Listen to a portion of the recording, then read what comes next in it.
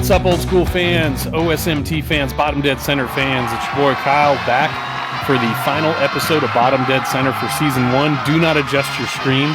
There are not twins on the screen here, although my special guest and co-host today, we could be brothers from another mother.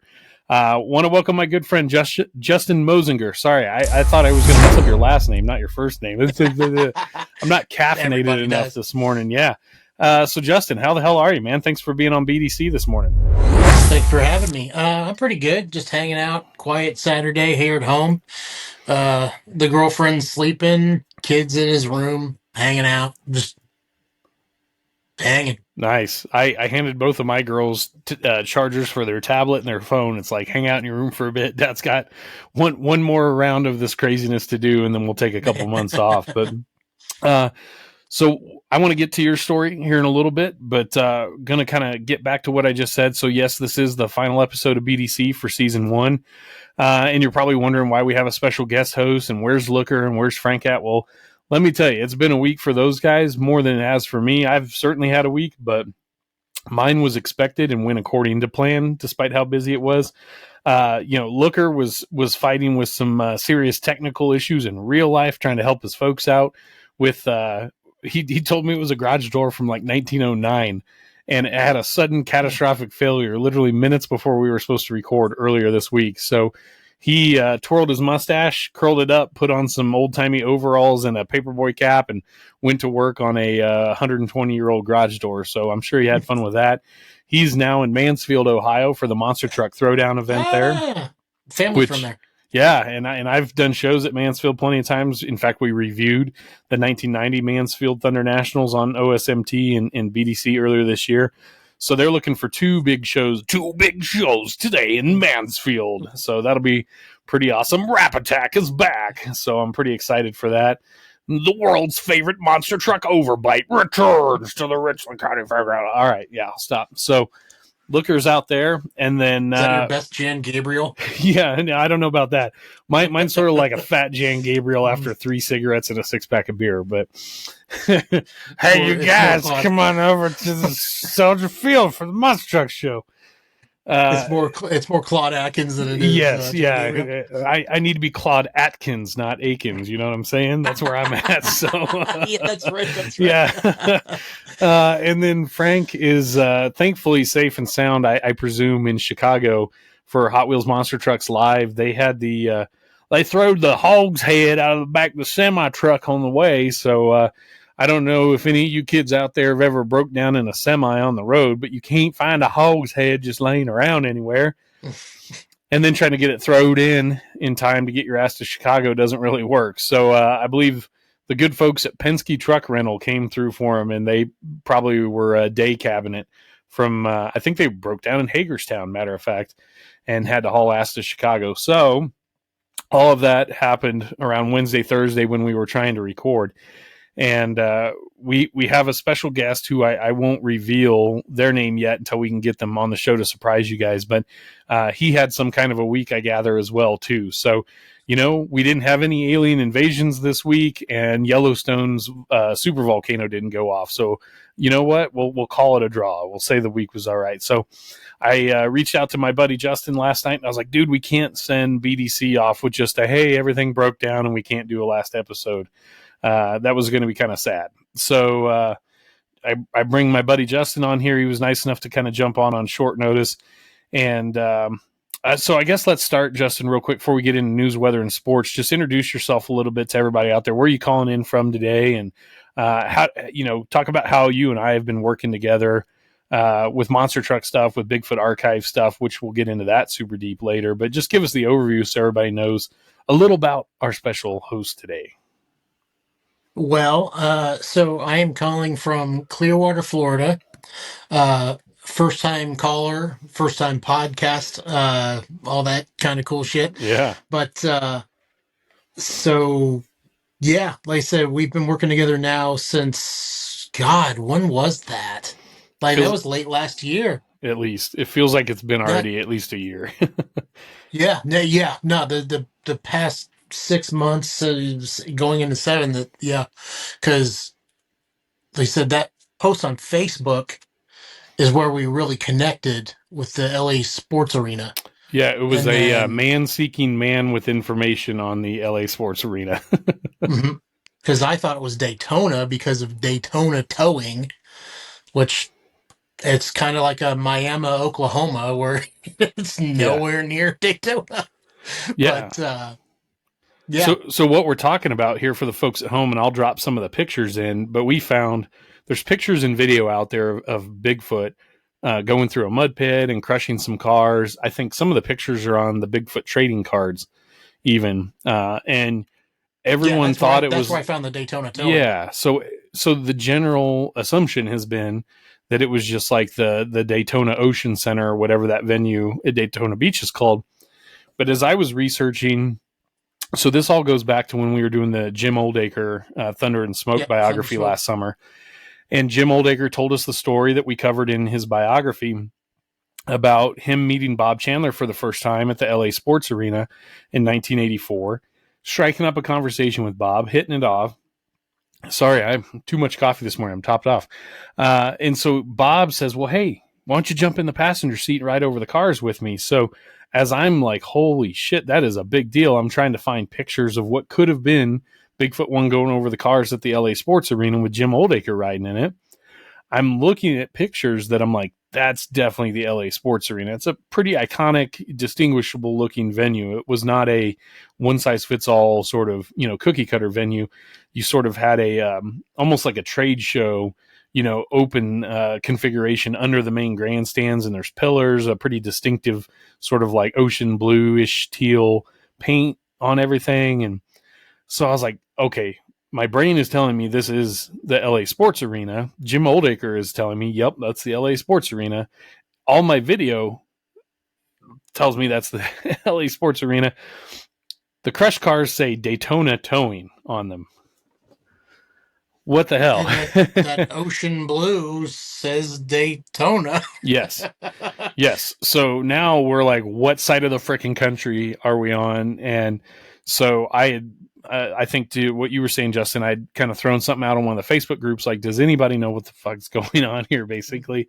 And you had reached out to me, and we started talking, hit it off right away. And we were just trying to figure out what the heck was going on. Well, and we'll talk a little more about it when we get into the round tire discussion later, but you've, got some different assets at your disposal you've been using to sort of assign dates and venues and things like that to, the history of Bigfoot's touring appearances. And we were just digging through newspaper stuff and everything, and we found out there was a Daytona towing. I even reached out to Seth Dalton, and I was like, Seth, was there? Yeah, I was like, was there a Daytona towing that you remember in LA? And he's like, man, it kind of sounds familiar, but I don't really remember for sure. I asked Oldacre, he didn't remember for sure. And then, I think you found like an ad or something, right, Justin, for Daytona towing in the greater LA area. Yes, that's right. God, that's all a blur now. Yeah. The whole newspaper is such a blur. The amount of work, and we can't wait to tell you. I know I keep saying later in the show, it's going to take some time later in the show to tell you about what we've been working on. I say it's been primarily Justin. I've just been the dude sitting in the corner drinking and smoking, occasionally been like, oh yeah, that's right, But don't sell yourself short. But we found the answer to that. And what are the odds of that? Like almost 99.9% of the time, if you're trying to figure out where an old school monster truck photo or video was taken or filmed, if the crush cars say Cincinnati Towing Company spray painted on them, that's a pretty safe bet you're in Cincinnati, Ohio. Right. So when we see Daytona Towing, that should be a slam dunk that it's Daytona, Florida. And as it turns out, we were almost 3,000 miles off. We're literally on the other side of the country. Totally. So mystery solved thanks to some good teamwork there. But so anyhow, Justin, you're a pretty huge Bigfoot fan, monster truck fan in general, but I would definitely assign the title of fellow Bigfoot expert to you, no doubt. I appreciate that. Yeah. Listen, I don't claim to be. He said that. I didn't. Yeah. But and I said fellow. I'm not either. We're doing the best we can till somebody smarter comes along. Right. And then you got a little boy that Ezra, right, likes to hit the shows with you and stuff like that. You're raising him right with your girlfriend as a monster truck fan. Yeah, trying. Nice. Well, very good. Well, we'll go ahead and jump into news, weather, and sports now after a nice little introduction to my guest co-host. And I think we'll probably try and have you back on for some episodes in season 2. I think that'd be really fun. Yeah. Love having, other fresh faces on the show with us that are just as passionate as we are about that stuff. And I think you'll do a good job of keeping me anchored in the old school side of things, because I drift all over the place. If it's got 4 big ass tires, then, I'm good with it. Lisa, yeah. So we kind of covered, where Frank and Matt are this weekend. Like I said, Frank's up with Hot Wheels Monster Truck Live in the Chicagoland area. That tour is going to be running pretty much like year round, maybe breaking for the holidays or something. But great opportunity to, take the kids out and show them a good time. It's definitely more of a type of event geared towards, the younger crowd. I know, like, my 7-year-old sees videos of it and she really, really wants to go, where my 11-year-old's a little more like, I want to go back to the stadium show, where they get big air. So one of those things, but it's good because we, like I said on the last episode, we really need to be making sure we're bringing in that next crop of young fans to just keep our fan base, fresh and turning over and keep the numbers there. Frank did recently compete, I guess you would say, or perform with Hot Wheels Monster Truck Live at their return to Stafford. Well, not their return, but the return of monster trucks to Stafford Springs, Connecticut, Stafford Motor Speedway. Lots of famous monster truck racing happened back there during the TNT days, and US Hot Rod did shows there for what seems like decades. And then there's been a break in monster truck activity there, but pretty cool. It was like the 30th or a 30-year gap since a Bigfoot truck had been there last, somewhere around there, 25, 30 years. And seeing a Bigfoot truck back out there was really cool. I believe it was Eric Steinberg running the Bigfoot name out there, and he looked like he was doing a kick-ass job. They cut him loose in the grass infield of the inner loop of the oval. So you're seeing some video now, dropped into the show. So while it was not the extreme side-by-side racing that we remember seeing from years past there, definitely any monster truck activity at a premier short track like that is really, really great. I mean, most of us, I would venture to say, have only ever seen monster trucks racing at Stafford Motor Speedway because of our interest. Never mind the fact that there's great, open wheel racing, open wheel modifieds, late models, all that kind of stuff there. Tony Stewart's unfortunately now defunct SRX series, I believe, even raced there one time and put on a great show. So seeing monster trucks. So in the first season. Yes. First season? I think so. It might have been the second season. Was it one of the races Kyle Busch just cleaned up? Does that sound right? I think so, because I didn't get to see every race of that, but I saw a good number of them. And I want to say Stafford. I do remember that. I was talking to Danny. I remember being on schedule. I was talking to Danny Mass about SRX stuff because he lives right by I-55 Speedway down there by Peevely, Missouri. And we were talking about how cool SRX could have been, but they really needed like some monster truck show production people to actually run that show for them, because it was a show. I'm not saying there was anything rigged. I'm just definitely saying they were doing the best they could to put on a really exciting show for both the people, but especially for TV. And as authentic as monster truck competition may not be sometimes, really good show production guys can run any kind of a live motorsport show probably better than anybody else. The folks that come from monster trucks and leave our industry and go to other touring motorsports properties and excel, that's for a reason, baby. Like, monster truck people are used to working without as big a crew as what they would ideally want, or maybe in the case of Monster Jam, managing a bigger crew than what they really want or need, dealing with, the unexpected. I mean, monster trucks are probably one of the most unpredictable forms of motorized competition you could ever ask for. I mean, there's size. Yeah, exactly. That's what I'm saying. Look at you and me. We're totally unpredictable, So, but anyhow, so yeah, that was happening out at Stafford. And then, like I said, Looker is out at Mansfield, Ohio for Elliott Miller's Monster Truck Throwdown event there. Love Mansfield. It's been a great venue for monster trucks for so long. It really warms my heart that Elliott and his tour are the ones doing the shows there, because, it started as an Aaron Pulver Thunder National show, and then it became a George Eisenhart Monster Nationals event, which Monster Nationals was sort of the natural evolution of Thunder Nationals after they had kind of been consumed fully by, SRO, Pace, Feld, whoever they are, US Hot Rod Association. So Monster Nationals was sort of like the natural evolution, the descendant, the genetic relative to Thunder Nationals. And so when it did its 1 to 2 dirt events a year, Mansfield was always one of them.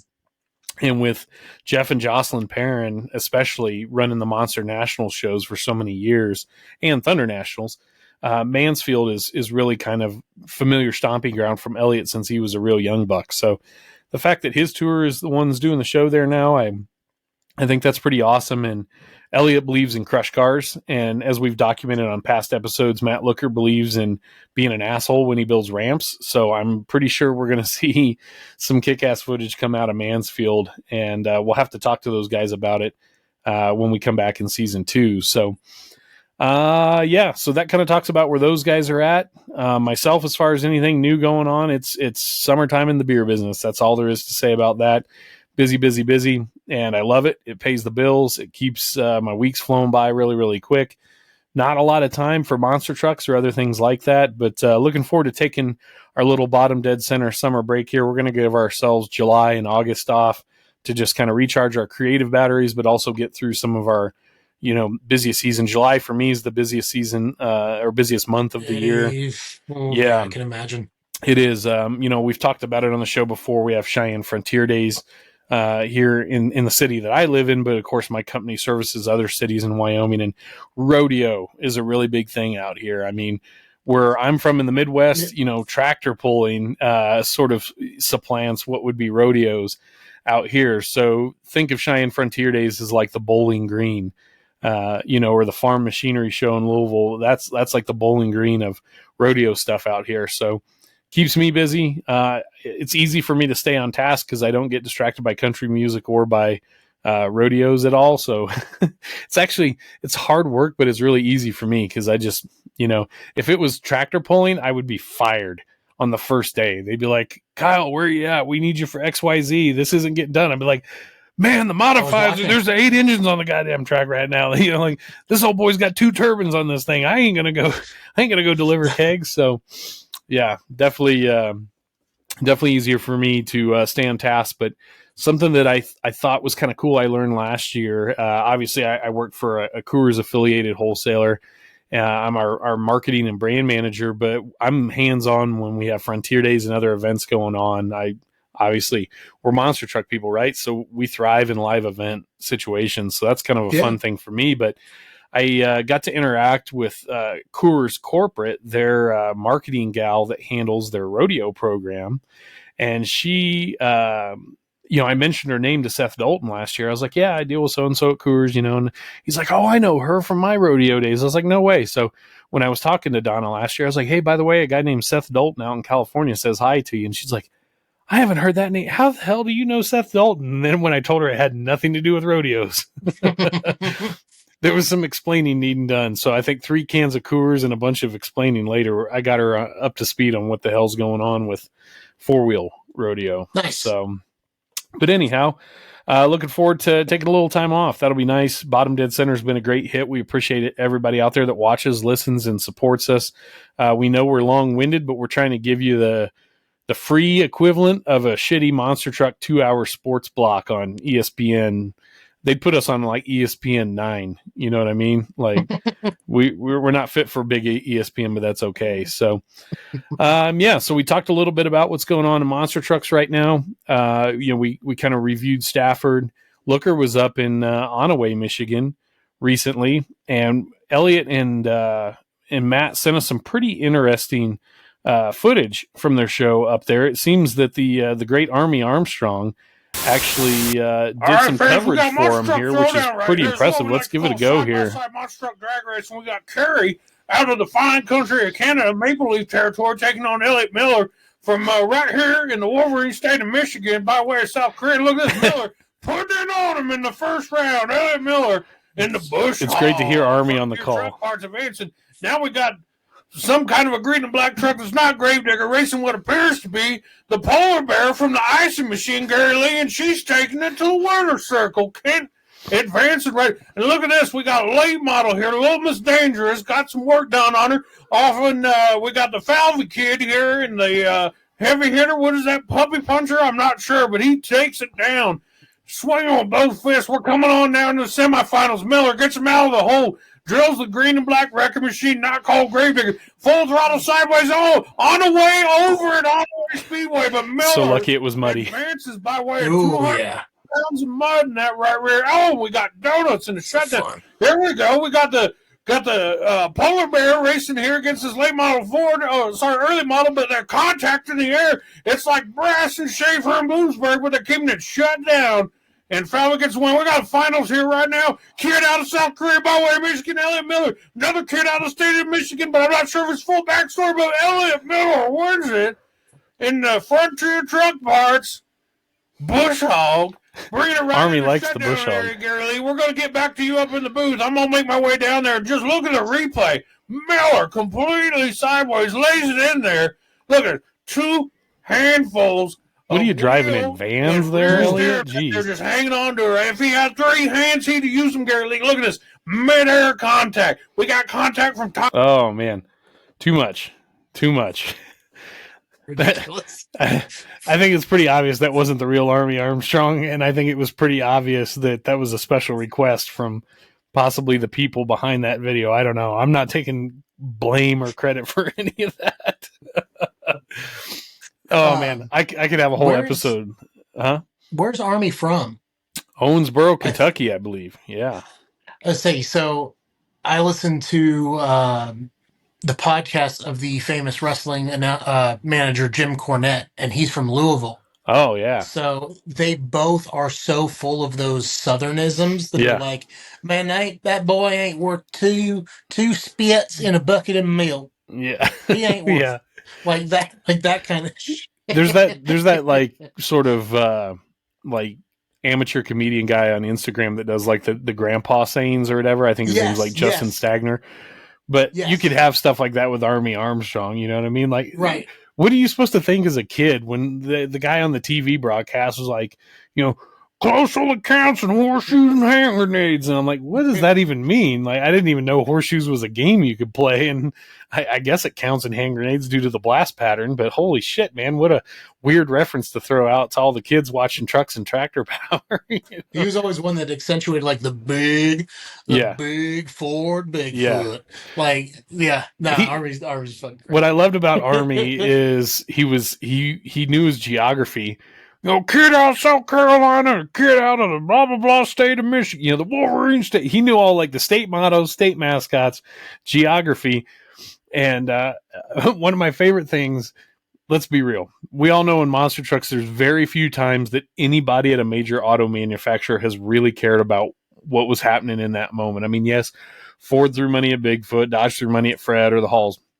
But back in the day, it wasn't like it was NASCAR or something like that. So we know on tape delay, 4 weeks after Bloomsburg had already happened, that there's not Ford execs huddled around a television waiting to see if Andy Brass wins or not.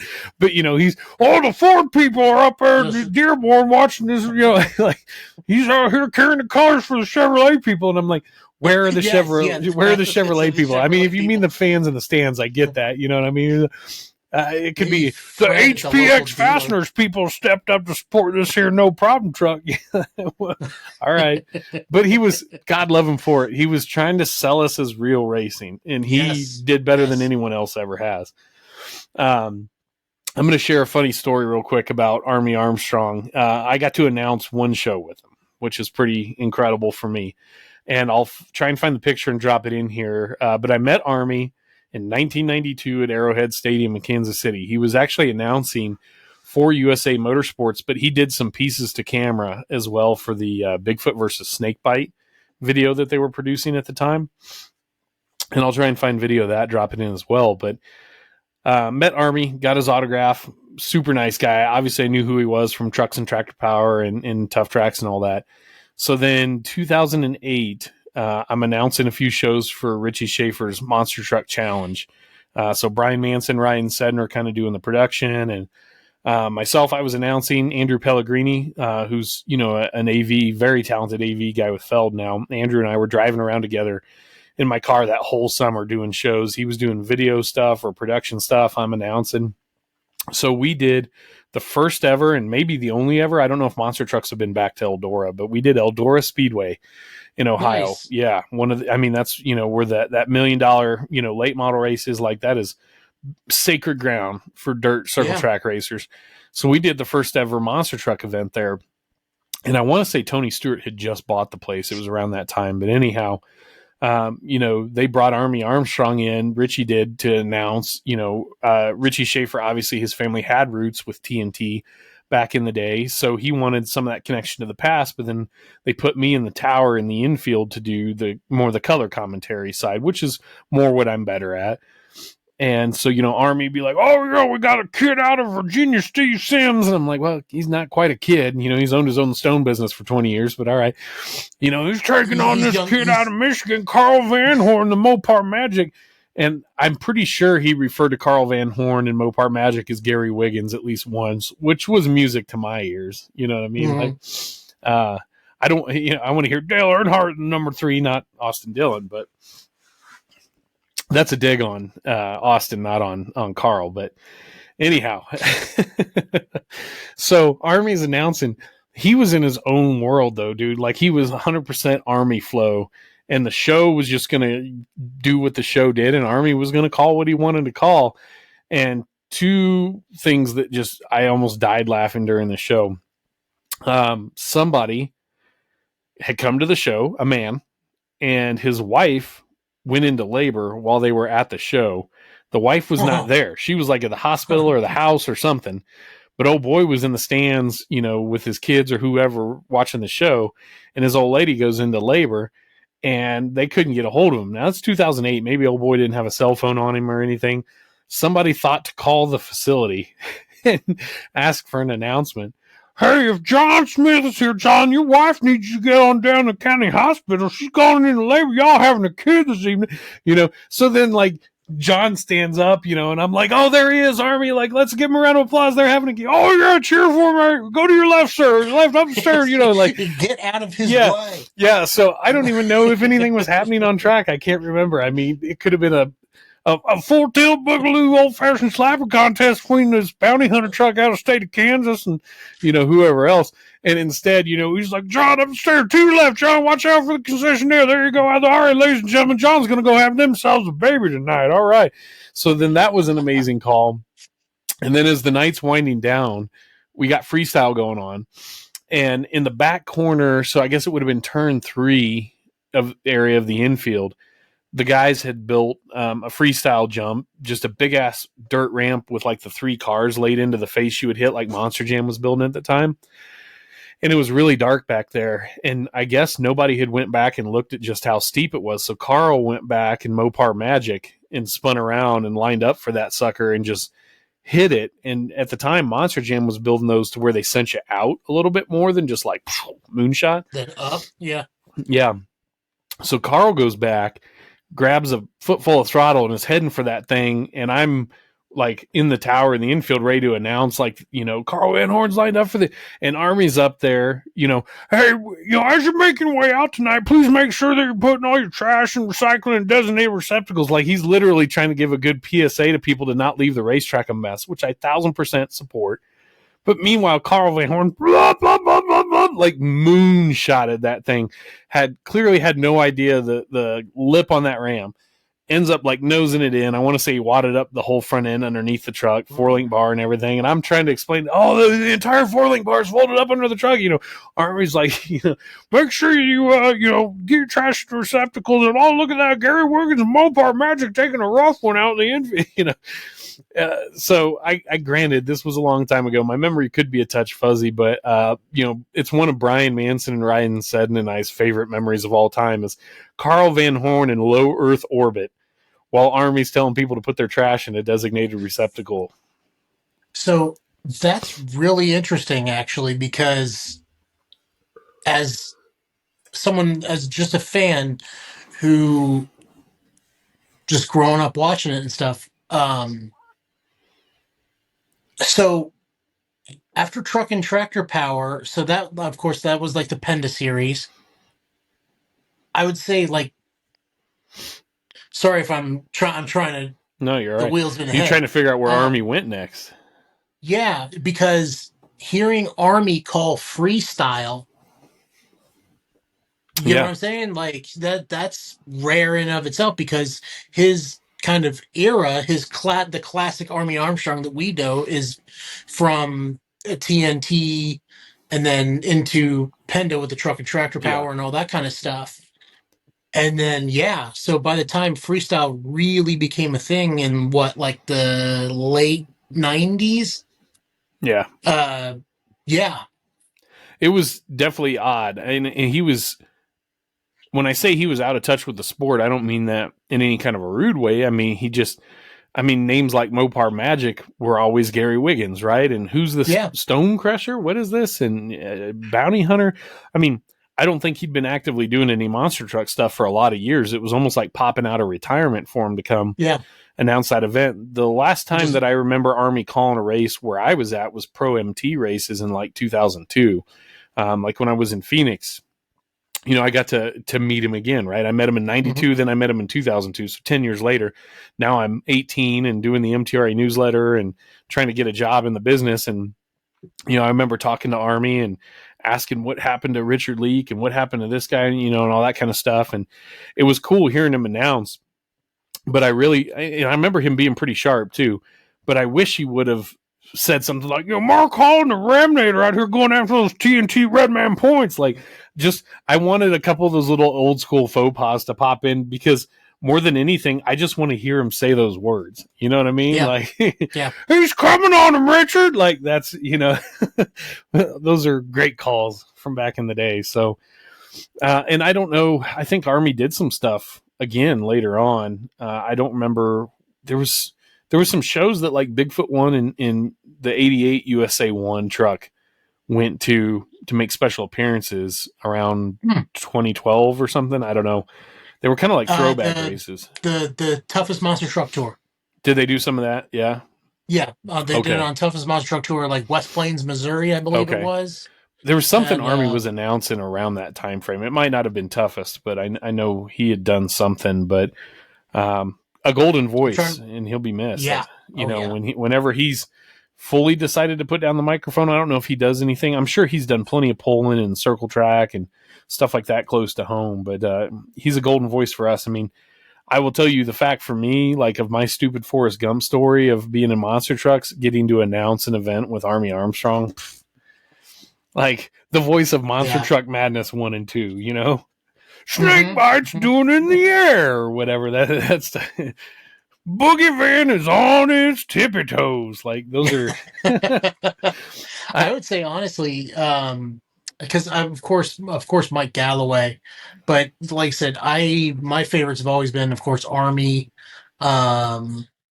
I actually really, especially with that old stereo sound that they had for Tough Tracks, Scott Douglas had such a great, like, it was almost radio-esque voice. Big energy. But yeah. And of course, Brent Kepner with the huge, incredible. Incredible. Yeah. Absolutely. I don't want to hammer on Brett too much, but because all the guys that taught me to announce, like Scotty Dubler, George Eisenhart, all those guys warned me about going back to the well, is what they called it. And that's using the same phrase or like a transition or the same word even too many times. And I mean, I haven't announced hardly at all since I think I did some in 2016, some in 2018. So when we started doing this show, I caught myself, a couple times going back to the well with the same phrasing too many times. And that's a tough thing to break out of. And Brett definitely had a bit of that going on back in the day. I mean, I was joking with somebody like a Kepner call of a broadcast, be like, it's Mark Watros in the Incredible Mongoose versus Dan Runty in the Incredible Bigfoot number 8. Oh, an incredible pass by both trucks and an incredible landing with an incredible time of 4.3 seconds. It's easy to go back to the well. You get this. Yeah, going back to the well is the same thing as holding a pretty wheel. Holding a pretty wheel. Yeah. Thank you, Clint. Yeah. He's holding a pretty wheel. Yeah. He's holding a pay window. The pay window's open. Yes. Yeah. Pay windows open at 20 laps, Mike Joy. I used to love the Fox broadcast crew, and I don't know, something happened when Tony went away, and I wanted to like Harvick on there. I still think Harvick's good. It's just he feels like the stern schoolmaster, and Clint is slowly starting to behave better and make less sense while doing it. Yeah. Oh yeah. No, so I got into it when Jeff Gordon was in the booth, because like I said, I'm still very new as far as NASCAR. Mm-hmm. And it was okay. He was okay. Yeah, I much prefer. Yeah, like I said, give me Larry Mack and give me Mike Joy. I love Mike Joy. Larry Mack, he sometimes gets on my nerves, but then he's like the Army Armstrong of that broadcast, though, too. Oh yeah. What we gonna talk about today is this fuel economy in these automobiles. Like he's got a. We're gonna go to our Toyota Cutaway car. Yeah, Toyota Cutaway car. Yeah. What happens here if the driver's still in the seat when we cut the car in half? That's very tragic for the driver and his legs, Mike Joy. Yeah, there's a degree of that. I mean, there was a, God dang it, this might have been a story Tim Hall shared with me. I'm really trying to piece it together on the fly here, but it was the pits at a Penda race somewhere, and they're ready to get the next round going or something like that. I'm really paraphrasing this story, but what it boils down to is Army's doing a piece to camera. He's got I don't have a screwdriver handy. Why would I in my home office? But he's got his screwdriver, He's talking about the clay at the starting line. He's going to put in the screwdriver, and somebody is in a truck, and they're like, "It is hot as fuck in here. Can we get Army and his fucking screwdriver out of the starting line so I can go?" Meanwhile, ours, that's what we call Springfield, Missouri clay right here. Now, if we stick our screwdriver down and you see this resistance, that means it's tacky tonight. Those trucks are going to be hooking, But I mean, I love that ecosystem. That's great analysis. Yes, it is. That's great analysis. But at the same time, it's just so like, yeah, okay, man. You're like, we're really reaching here to we're plugging the starting line with screwdrivers here to prove a point that it's tacky. All right, never mind that Barefoot and Bigfoot both wheelied off the starting line the last round. That's not enough to drive the point home. Could we get Army down there with a screwdriver, piece to camera, please? Now I want you to look here, Gary Lee. Yeah, Gary Lee is what we like to call a screwdriver. If you can't tell by now, I love my shitty Army Armstrong impression. I first debuted the shitty Army Armstrong impression. My shitty impression of Army Armstrong, not shitty Army. You know what I mean? Semantics. But we were joking around. God, I think we were having supper with Dan Patrick and his family the night before a Monster Nationals event in Columbus, Ohio. And so anyways, the next day, everybody's in the arena and they're getting their stuff, tired up, put together. And I was sound checking probably around noon or so. Sorry. So I got my microphone and I'm walking around just different parts of the arena, make sure we didn't have a dead zone or anything like that. And Patrick's over there and he's got a little air compressor on the ground, airing up one of the tires on Samson. And I guess it was just to make Elliot and Andrew and whoever else laugh. So I got the microphone. I'm like, "All right, Gary Lee, no, I'm down here at the Samson monster truck driven by Don Maples, kid out of the state of Alabama. And what this is here, we call this an air compressor. And it runs, what it does is it takes air, the atmosphere, the oxygen you and I are breathing, Gary Lee, and it compresses it into this box, runs it through this hose into the tire. And that's how these monster trucks going to be hooking up, chasing those Red Man TNT points tonight." Just total horseshit. So that would have been great. So back in the day, wrapping it into a friggin' True Value commercial or some shit. Yeah. And have Army Armstrong walking the aisles and then showing customers basic household goods. Yes. And how this is what we call a claw hammer. Yeah. Bag. Yeah. Are you framing out a wall in your house or are you trying to break rocks in the prison yard? That's a great question, Gary Lee. And there's a hammer for both jobs, but they're not the same hammer.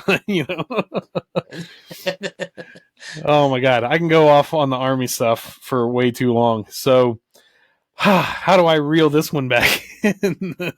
So we've done our Army bit now, which was actually really, really fun.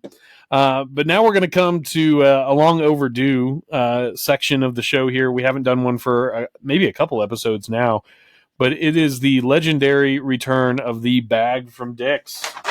It's back. We didn't get rid of it. we're going to try and keep it for season 2 as well. I'm going to make this a quick one. I'm not going to give this guy a whole lot of our time, but I have to say, and I'm going to pull up the screenshots here so I make sure I'm reading correctly. But as some of you may know, there was a cat from the Pacific Northwest named Chris Roy that, he ran, let's just call a spade, some monster trucks of extremely questionable performance and quality. And for some reason, he decided to chime in on a post where somebody had posted a picture of what could have been an old Hall Brothers truck or something to that effect. But he starts coming at the Hall Brothers and Dan Patrick really brutally in this post through the comments section, which is pretty crazy to me, and accusing, Patrick of not having a brain and the Hall Brothers not being able to run hard or not running hard and things like that. And that's just some wild stuff to me. In fact, the quote is, and there's some pretty rough grammar here, "You know what's sad? I owned that last Executioner truck with coils. They changed to full nitrogen. Such a good, amazing, strong, well-built truck, 20 plus years old, straight as an arrow, and sadly, they can't drive themselves out of a wet paper sack. And yeah, sadly, I do know what I'm talking about, so troll anyone else, been there, done that, way better. Amazing building and a riding skills. Patrick should learn something. If he was bright enough, he's not. But these guys could build quality." Yeah, and the replies didn't get any better. So, in any event, yes, sorry, Justin. You're good. Yeah. Without seeing this, I have to imagine there's very little punctuation or capitalization. Yeah. It's the letter U appears in place of YOU more than once. Yes. Yeah. Not excellent grammar. I would say his English grammar is probably about on par with the typical performance of his trucks. Friend of the show, Jack Meredith, was kind enough to drop in a little video montage for us of Chris Roy trucks performing. So we're going to cut that in as well here. And so I have to say, we're going to try and be a little more positive with this bag from Dick's as opposed to just dragging this guy for the ridiculous stuff he said. But I think it's pretty safe. We all know the Hall Brothers. There was a time, especially where the racing side of the independent world, those guys had their hands wrapped around it, had a stranglehold on it. I know this from my time working there. Mark is a brilliant fabricator. Tim is a spectacular, mechanic. So I don't think there's any room at all for somebody to question, those guys' performance or anything like that. What they're doing now doesn't really need that sort of cutting edge on kill performance type stuff. If they were in stadiums every week and, putting their trucks on the line with the potential of destroying them every week was something that they wanted to do or comfortable doing, I'm sure they could probably be up there doing that stuff if they wanted to. I don't have a lot of insight into that operation. I'm just saying that those guys are more than capable of running their asses off when they want to and when they need to, especially Mark.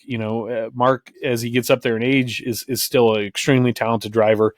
The Mark Hall that I was a crew member for, that dude was so scary fast, even on a good day, but on a great day, like those nights where Marky was just on, you knew it, man. Like when Tim had the motor tuned to kill and Mark was driving his ass off. I mean, those guys, we'll never see another team quite like that, I don't think. And then as far as Patrick goes, that man's work speaks for itself. So I've literally seen a picture of a Chris Roy truck where there was log chain used as part of an engine mount setup.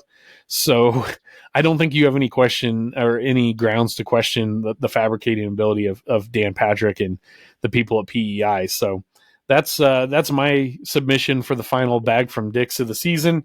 We can't tell Chris Roy to eat a bag of them, but we can certainly put his shitty opinions in the bag from Dick's. So that'll conclude that segment there.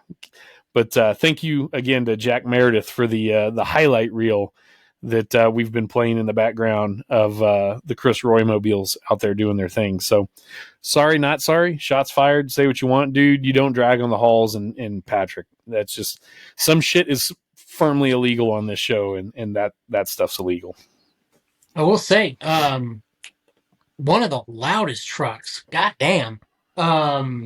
I saw Raminator at Monster Jam a few years ago, and I was sitting in the 300 section all the way up top Yeah. of Raymond James, and I was still like, holy shit, Yeah. turn that down. Like, yeah, no, man, they make some powerful, fast-ass friggin' trucks. Their trucks are like really refined and seem really reliable. And when I was there, they were a little more on the ragged edge. I don't want to say not refined, but it was just that you got to think, man, like 2002 to 2007, that area in the sport, like freestyle was ascending to become kind of more important than racing. The jumps were getting bigger like by the week. And of course, we're over here setting our trucks up to be on kill racing trucks.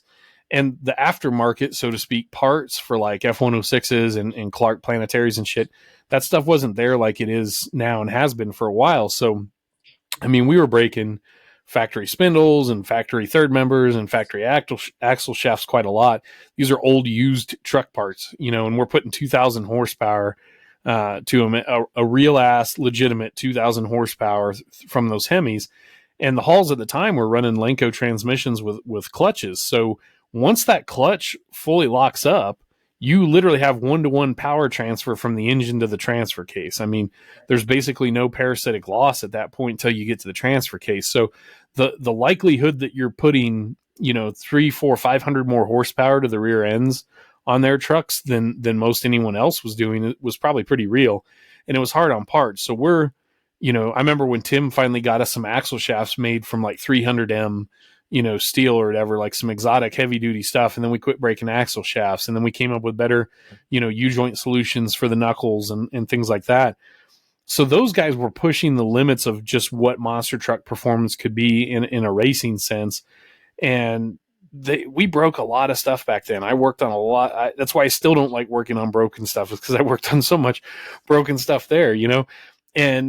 But those guys were testing the limits of what they were capable of, what their trucks were capable of.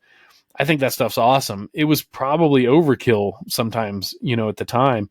But it was really cool. And trucks don't go that fast anymore. Everything's heavier now. Everything's slower. Everything's stronger. Everything's safer, probably, at least among, you know, top shelf stuff.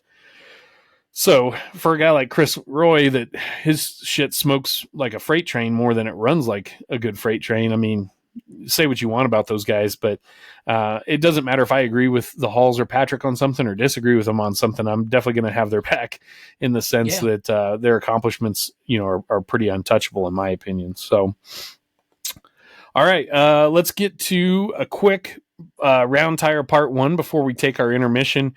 We'll come back after intermission with round tire part 2, where Justin and I are going to get into the story of how our Bigfoot HIstory Archive kind of came together on parallel courses, eventually meeting in the middle. But let's do the world's quickest World Finals preview. We got World Finals coming up in Salt Lake City at Rice-Eccles Stadium on July 4th and July 5th.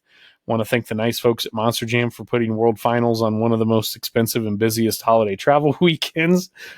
That's great. Huge field of competitors, a very confusing show format for some. There's racing and freestyle both days. That's going to end up in some sort of terminal result on Saturday, as I understand it. So, Justin, I'll throw it to you here in a second, but I'm just going to throw out my picks real quick, like, since we're not going to spend too much time on World Finals. So, thankfully, I'm not biased and I'm not a homer. I am capable of complex thoughts, multi-layered opinions, and I've put in just an insane amount of analysis, honestly, more than I probably should have, into who I think is going to do well at World Finals. So here are my picks right now, and I'll hopefully debut some really cool screen graphics here from my fancy picks. My last chance qualifier, the JCB last chance qualifiers, I have Cody Saucier winning last chance qualifier. He's not currently scheduled to be in that field, but I've got him winning. As far as the Lucas Oil high jump competition goes, I have Cody Saucier taking the win in the Lucas Oil high jump competition. The Utah Sports Commission two-wheel skills challenge competitors also picking Cody Saucier to win that. He is not currently listed in that. And then in Monster Jam World Finals Racing, my final 4 consists of Cody Saucier, Cody Saucier, Cody Saucier, and Cody Saucier. The finals, of course, will be Cody Saucier versus Cody Saucier, and I have Cody Saucier running the table and winning. Also, should they choose to bring back the Monster Jam Young Guns competition this weekend or this coming weekend, I have Cody Saucier as the winner of that. Also, the 1991 Pen to Point series, Cody Saucier listed as your prospective champion for that competition. And, of course, the third annual Salt Lake City Cornhole Tournament at Epic Brewing Company. I also have Cody Saucier winning that as well. Also, the Utah Sports Commission beauty pageant and Beachbody competition taking place the weekend after Monster Jam World Finals. Should Cody Saucier choose to return to Salt Lake the following weekend, I have him winning both of those as well in an absolute blowout. So those are my picks for everything. Justin, how about yours? That's a very, very interesting and varied selection of picks. A lot of thought what? went into it. Yeah. I'm gonna say Adam Anderson. For racing or freestyle? Racing. All right. Freestyle. He's gonna win a fucking EGOT. What is it? An Emmy, a Grammy, an Oscar, a Tony. I'd like to see him win a Canadian Juno Award as well.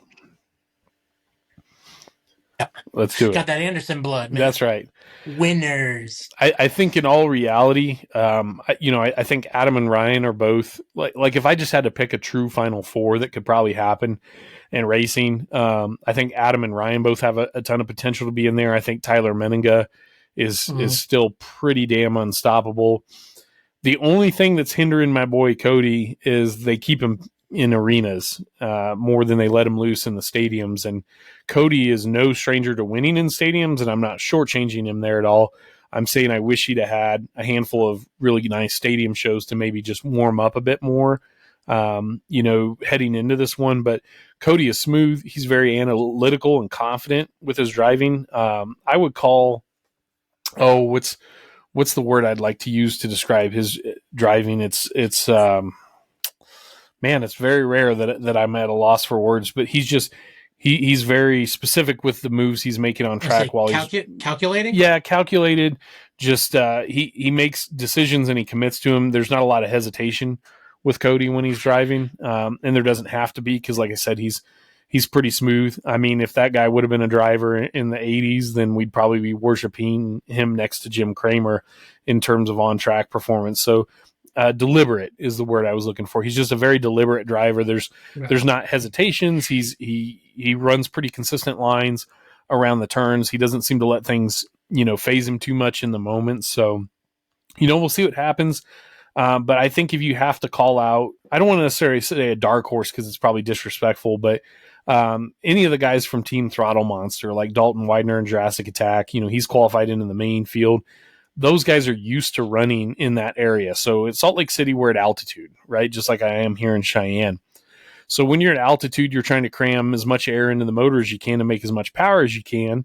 And depending on what kind of, blower pulley ratio and tune-up they give these drivers, they're probably still going to be down on power a little bit compared to what they're used to at sea level. So that can throw off your timing and things like that. Cody's been running at altitude some on the arena tours this year. He ran Denver. He's ran some other places. So I think he's as sharp as anybody's probably going to be as far as adjusting his timing to the altitude. But those Throttle Monster guys like Devin and Dalton, they do really well racing at altitude. They know what they're doing. Salt Lake's their home turf. So it would not surprise me to see them do something really, really cool too.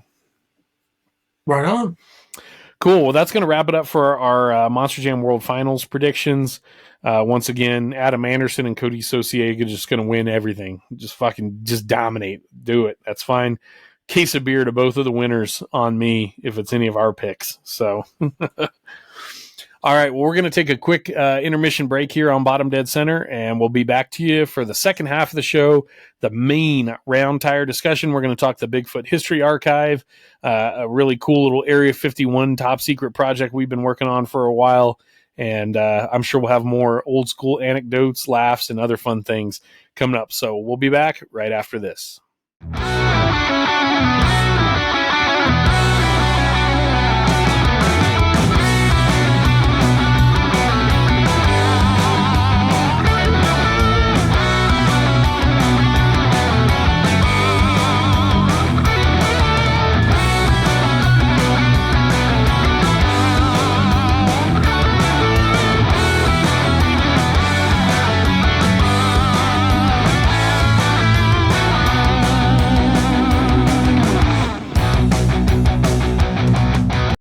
looking down the barrel of the biggest news in beer since they put it in cans. Say hello to new Extra Gold Draft. A full tilt taste with something extra that only one great draft beer can deliver.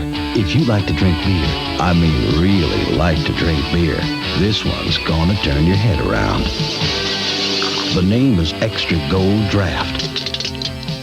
It's the biggest taste that's happened to beer since they put it in cans.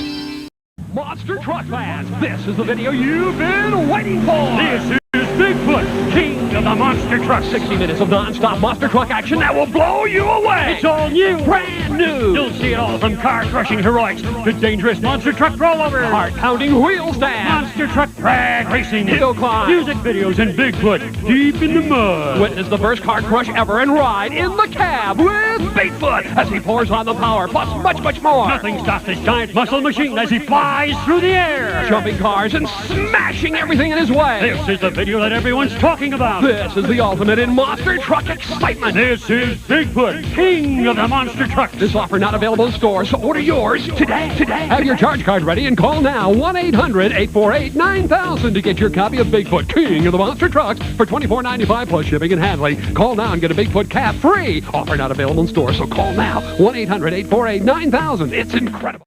All right, old school fans, we're in it. We're back to the second half of our show here on Bottom Dead Center, and being the last for the season, I'm all Coors today, baby. I got the hat, so to speak, the shirt, got my Bill Elliott racing jersey on, and I'm going to give you the sound effect right there.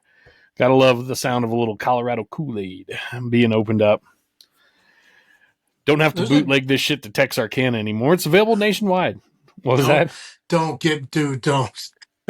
Do not get me going on fucking Smoking the Bandit, please. Okay. Like we'll eat up the whole rest of our time just freaking me quoting Smoking the Bandit. But no, there's a great, I think it's biography. Have you ever seen biography on Coors? I mean, I've certainly watched and read a lot of stuff, but I don't know specifically which one you're meaning. Yeah, like there's I want to say it was for like the A&E biography show on Coors. Okay. It's actually really interesting about the family and their whole story.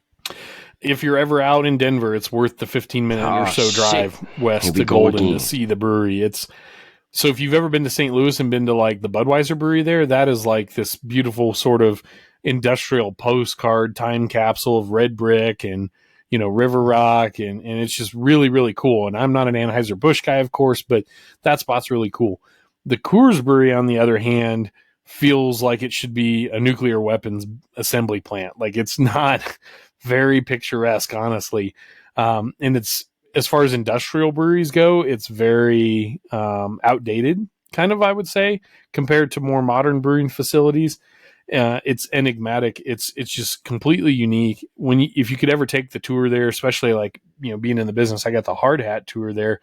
It's like 3.5 miles of walking just to take the hard hat tour. It is so freaking cool, though. I left there being even more proud that, you know, my wholesaler is a Coors wholesaler. Kind of a funny factoid tidbit. Yes, while I am a huge craft beer guy, almost all of us in the craft business, this is like our go-to domestic Coors. Right. But fun factoid. So the company that I work for, our company turns 100 years old next year, which is pretty awesome. Fourth generation family owned. And we are Coors' oldest unchanged distributor outside of their own backyard in Denver and Golden. So since 1873, we, you know, all the distributors they've had, we're their longest standing distributor that's never changed ownership. So pretty rad that we've been a Coors, you know, business our company's entire life, essentially. Right. So yeah, kind of cool. Plus Coors, great involvement in the history of monster trucks too. So, you know, I love the beer sponsor days. I wish those could come back, but I can't imagine the hosts at Monster Jam, you know, plugging beer and tobacco companies now, though. With their sport clips and all that. Yeah. Super sport clips and Spin Master and super glued to the action replay. Let's go to the Coors I've had enough replay. All right. We're back on track here. So second half of the show, round tire discussion. This is like the last day of school before summer break. We're kind of just screwing off on this episode, having a good time. My buddy Justin Moessinger here with me, calling to us out of Florida. So Justin, we talked a little bit earlier in the show about how we met just through some Facebook, monster truck groups, trying to find answers to questions that we were both sort of simultaneously researching. And that led me to discover that you were working on a bit of a Bigfoot, history archive, trying to document year by year, really, where this show was at, what truck was this, what driver was it, that sort of stuff. And obviously, I've got a bit of a archive of my own. So tell us the story a little bit here. Kind of after we met and we were talking, tell us where you were at with your history project then, and then kind of fill us in on what you and I have been up to together since then. Okay. So mine was definitely very elementary. I was just going off of like word of mouth. The entire photo collection, I couldn't even say 5% is actually mine. I've done we all do it. We all save each other's pictures and stuff like that. And yeah, man, like I said, maybe it goes back to like being a kid and collecting trading cards, but I've always loved collecting photography for some reason. Done it with bands, done it with all sorts of stuff. And yeah, I just started like, okay, I have all these pictures. I got to do something with them. And so kind of my OCD brain was working around it, and I started labeling everything by year, by truck, all that kind of stuff. When you and I hooked up and started really getting into it, the schedule for me, having access to that really helped it bust open. And it was, like I said, that's when, okay, yeah. So now I'm taking what these people are saying. Like someone says it's at like Stafford Springs, 88. And okay, now I can put a full date to that and square that away. Oh, by the way, these pictures are also from this too. And it just kind of snowballs and snowballs and snowballs.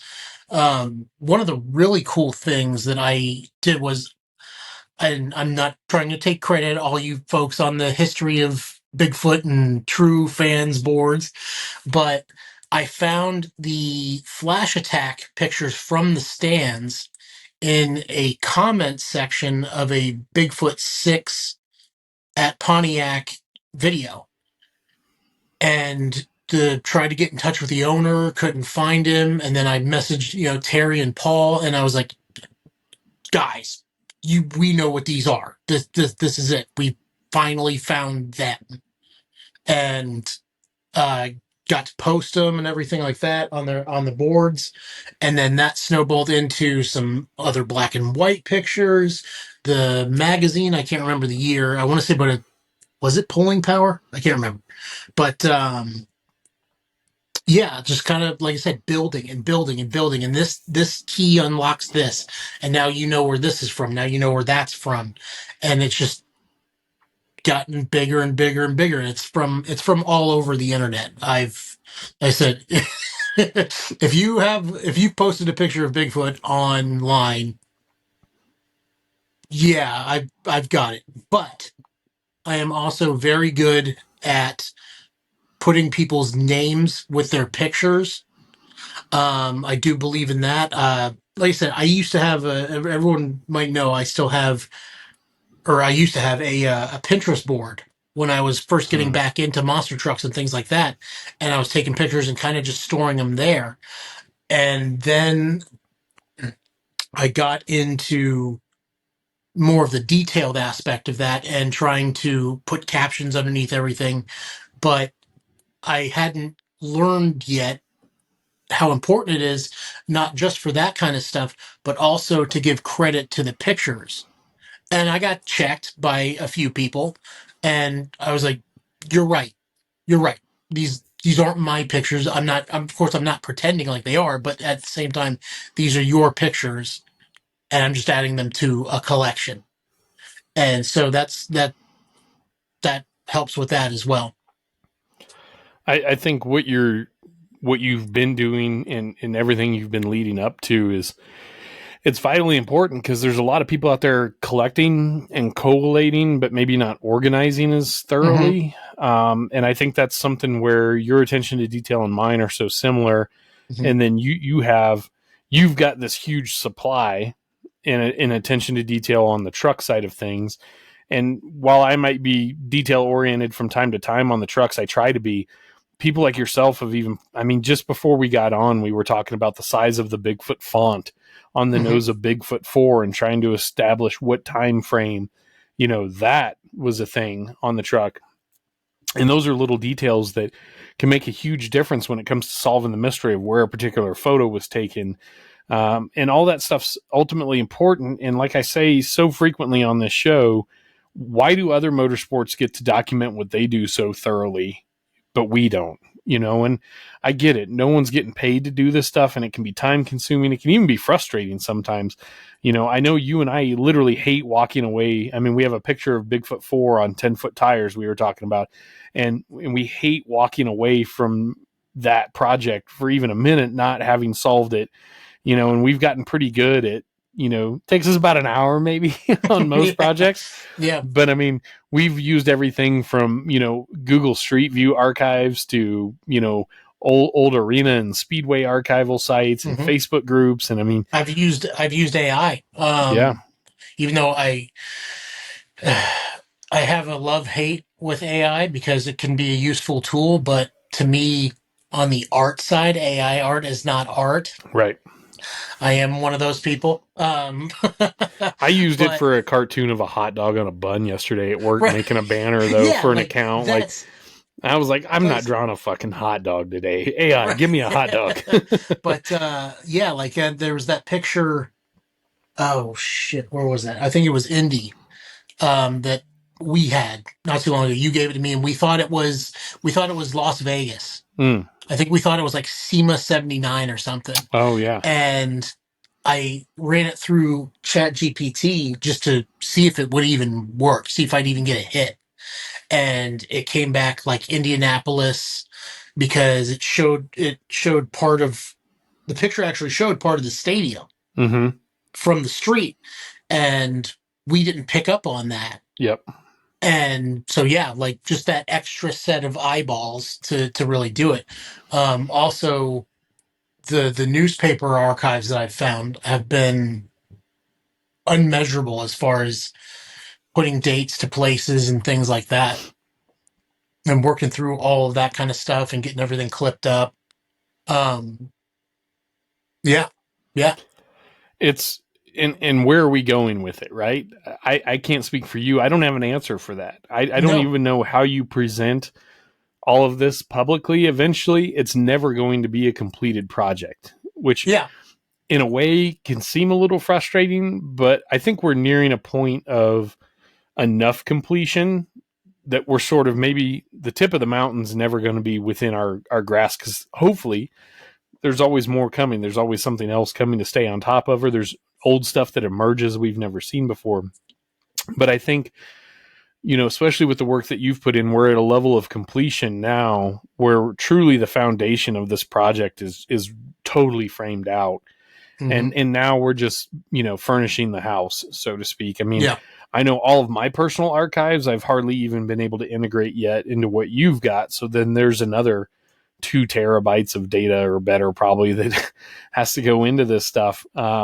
And that's the beauty of it, is it is giving us something that, when we have the time, we work on this stuff. And I think the greater good of it, when it does come time to somehow make this a publicly accessible and researchable database, it's for the greater good of the whole fan base. And I don't think it's unique to monster trucks, but most race teams never take the time to properly document their own history as they go. And then maybe it becomes something a generation or 2 down the line where they're like, maybe we should have kept track of all this stuff better. Yeah. No, like I said, to me, especially, and like I said, as monster trucks as a whole, and we've talked, of course, we've become fast friends immediately. How important Bigfoot is to me. Like I said, the monster trucks are true like Americana. Yeah. And like I said, as far as creating the industry, like that Bob Chandler and all them, you have to point at that. It's like anything like the comic book, like, you know, jazz, like, you know, Rock and I'm not roll. saying monster trucks are, yeah, exactly. Like, but yeah, like I said, it is important. It is a slice of Americana that I think doesn't get its just due all the time. Um, down upon because it is sports entertainment. Um, and yeah, like I said, I do believe, like I said, and the mark that they've had on me, like I remember coming to the realization, like, so I dipped out of monster trucks for a little while. I kind of aged out. I got into them when I was real young and went to my first show at Tampa in 1990. So Que tragique. Warren Davison barefoot. So anyway, by the way, Warren Davis should have been like he's Miles Davis's older brother that plays, you know, trombone in the band. Steps into barefoot one weekend and ruins our week. Mm-hmm. But yeah, like, so I would say probably somewhere around the mid to late-ish 90s is where I kind of aged out for a little while. Yep. And like I said, you're growing, you discover other things. I discovered heavy metal and pro wrestling. Like women. That too. Yeah. but yeah, like still I said, discovering them. yeah. It's a work in progress, just like Yep. the archive. Oh yeah. But I would check in periodically because of the internet and everything like that. Okay, what's Bigfoot up to? Oh cool, right on. Those are the trucks they're running these days. That looks cool. Mm-hmm. All right, cool. And then like around 2013, 14, somewhere in there, just before the 40th, I started kind of getting back into it again and looking, not just taking a passive interest. Like, okay, that's cool. See you guys in another 5 years. I was kind of like keeping up with their shows and what was going on. And I actually have to give another shout out to the Monster Blog for that. Yeah. Because their coverage and YouTube and how all that kind of just merged at the same time for me. I was getting back into it. I was able to follow a lot through their channel. And yeah, like I said, then I started going on eBay and rolling that whole ball. I'm buying old friggin' model kits and all this other stuff. And like I said, it's always been there. And like even like things like why I love the color blue. Yeah. Like something like that. Like duh. Like it's one of those things that you just think of like, man, I'm always picking blue. I wonder what. Oh yeah. Yeah. That makes perfect sense. I think that's why we hit it off so fast is because of that similar shared story. And I know we're far from alone in that. Mm-hmm. But I also think, I would say from my point of view, having worked there and driven there even, it maybe isn't always the coolest thing when you're on the inside of the business to be such a fanboy about stuff. But I never really felt like, there was people that would say things, when I was at Bigfoot, like, what the fuck are you wasting your time writing 10 pages about Bigfoot 4 for? Nobody's going to read that. And then it becomes one of the most read pieces, on the website or something. Your quote, in any color, so long as it's blue. That's right. And so, growing up a fan of that truck, my favorite color is, well, it's probably black, but a color yeah. is blue. Yeah. This is the most color you'll ever see my ass wear. There's, trust me, black under here for a reason. Yeah, no, like people are like, why don't you ever wear color shirts? because they look like a fucking circus tent on me. I was going to say, yeah, I mean, seriously, like, why do you think I hide behind a table and a laptop on this show? Are you kidding me? Like, oh my God. Yeah. They'd be like, wow, Coors invested in it's Kyle. All right. Sorry. Self-depreciation, another one of our shared traits, but the color blue, the fact, I mean, half my family growing up was a really dyed-in-the-wool GM family, but my grandpa on my dad's side was always a Ford guy, and that awareness happened at the same time my Bigfoot awareness happened. So instantly that grandpa was cool because he had a Ford truck, and he's the one that sat me down and explained to me that Lincoln and Mercury were Fords, and I was like, cool. All right. So that all that stuff was so, those were formative moments in my young childhood that I know you had very similar as well. And, feelings come and go over the years and things like that. But I mean, the trucks themselves as inanimate objects are really the superheroes of our childhoods. And they're the mascots and the poster children on our walls and all that kind of stuff. Stock cars have character, right? Other kinds of racing vehicles have character, and probably a little more so than you, just based on our past conversations. But I mean, I'm a huge fan of other disciplines of motorsports besides monster trucks. I consider myself to be a pretty well-informed fan of Formula One and IndyCar and stock car racing and other things. Love rally cars. I love off-road racing, all that kind of stuff. But I try and find the nearest thing to a monster truck in the early 90s that had any impact on me. And it's probably like Ford's factory off-road racing teams that had the iconic red, white, and blue livery, the Ford trucks, like the Rob McCachran stuff. And those things are gorgeous, but any one of those trucks sitting next to Bigfoot 3 does not command the importance or the presence that Bigfoot 3 does. No, we've talked about that. Like, there's something just so simple about it, because it's literally just blue, black, and chrome, pretty much. Yeah.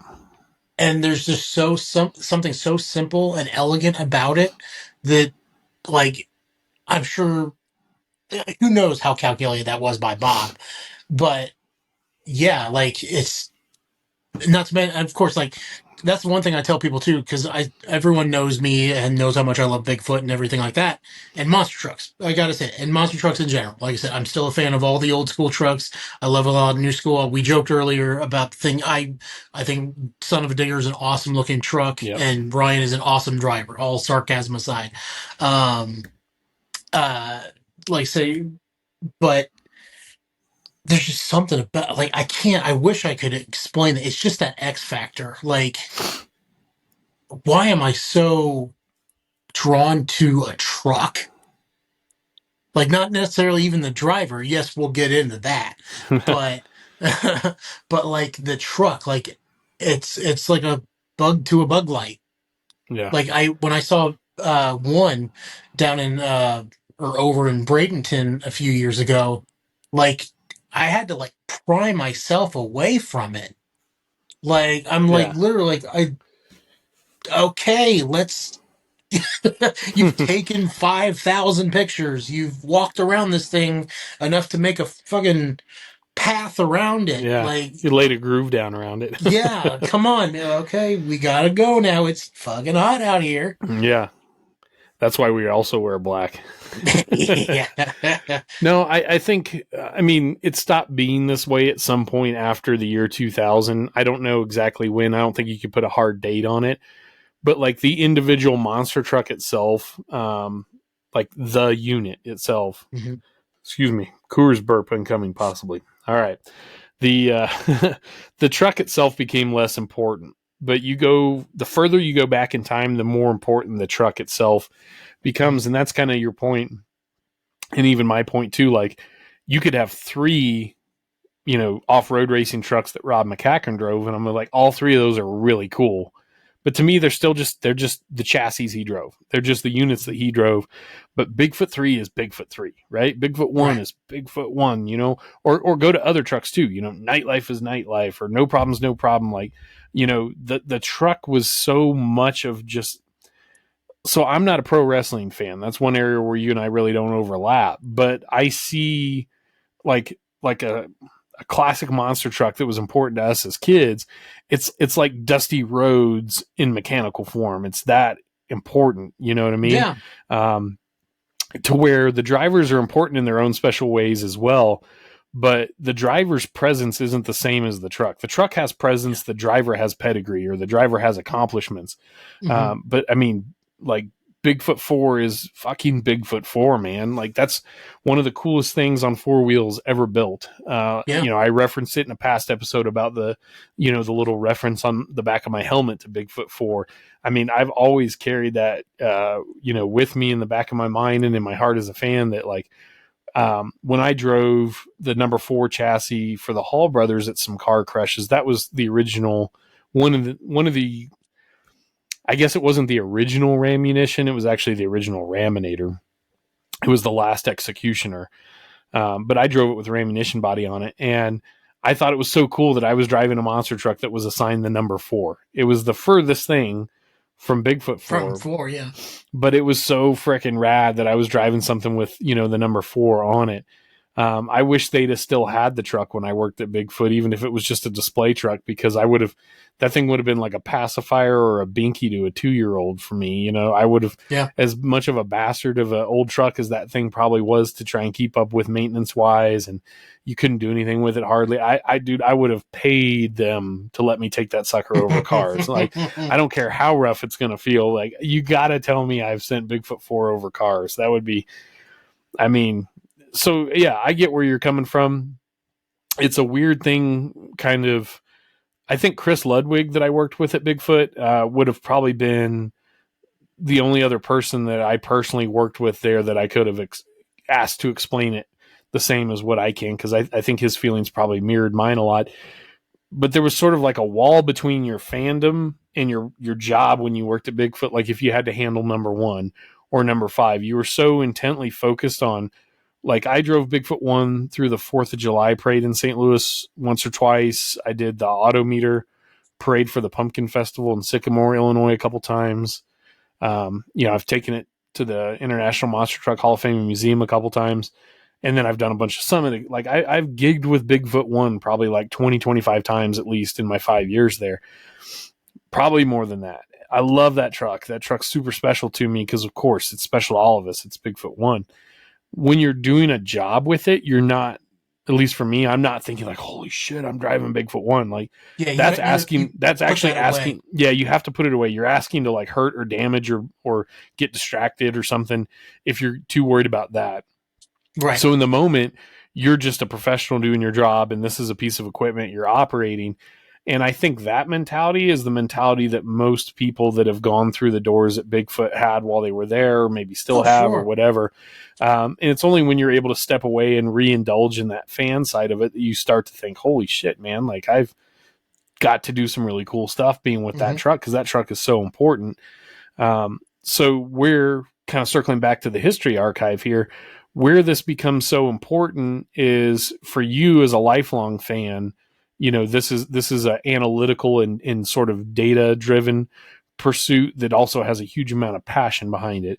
For me, it's a little bit of scratching my OCD, trying to organize what I already have, but I also take a ton of joy because, yes, I am a fan, but my fandom's always going to be a little weird because of my professional relationship with the brand.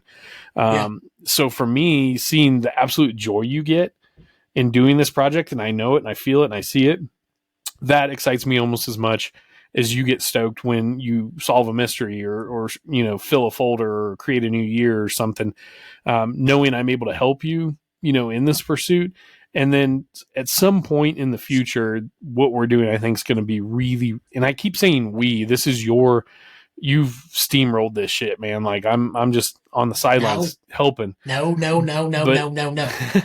It's a team project. You're too kind. But regardless, what we're doing, I think at some point is going to be proven to be extremely important. And, I have no real legacy in the sport or anything like that. I'm not a Jim Cramer type person. I would never claim to. I'm a fan, right? But I will say selfishly, there's a little part of me that wants to make sure my small part of time driving a Bigfoot truck is documented to some extent for my kids to reference at some point or something like that, because I realize I've been a lot more careless with my own bookkeeping of my career because I've been so worried about the lives of Bigfoot 4 and 6 and the Kramers and the Piants and the Brasses and stuff like that. So there's an immense amount of gratuity, I feel, as well, that you're taking the time, because while you seem to be on the outside, just documenting the story of the trucks and the dates and the nuts and bolts, for everybody that put some blood, sweat, and tears in out on the road, you're kind of telling their story now too, which is really, really cool. Yeah, no, absolutely. I've had that same thought even recently with recent drivers, with everybody. Like I said, when I posted something sometime earlier this year about Bigfoot crew past and present, like we have something of like everybody. Like I said, from everywhere in the world. Like we've got to have roughly 1,000 dates now. Like it's got to be up there. I know we have more than 10,000 images. We have more than 1,000 newspaper clippings. Yeah, like I said, it's everywhere. Like the pictures I found that are from Poland, all over the globe. Like, well, and let's say we have 1,000 dates now. So by 1989, Bigfoot had apparently done, 5,000 shows. Now, I assume that's counting, if there's 3 days of shows on a weekend, that's 3 shows, not one. So not cities or gigs, but like the individual shows, right? So anyways, 5,000. So then you have to figure that was 89. So you've got 99, 09, 19. Like pretty soon you're at like 35 more years on top of that. I would say the veracity with which their schedule maintained that pace dropped off, even through the 90s some, and certainly has in the last 10, 15 years. Nevertheless, I wouldn't even try to venture an accurate guess, but we have to be at 10, 15,000 gigs, easily. Yeah. Oh, yeah. So, if we've only got 1,000 of them categorized so far, that leaves us with a lot of work to do. But also to even say that we have 1 in 10 or 1 in 15 of every Bigfoot gig documented is so much more than just the random scattering in the wind that so many videos and pictures and stuff are on the internet. I would venture to say, I hope as people are watching this, that just like, our OSMT videos on our YouTube channel have inspired already more fans and teams with stuff in their own collection to put that stuff online and, share some of that with the fan base.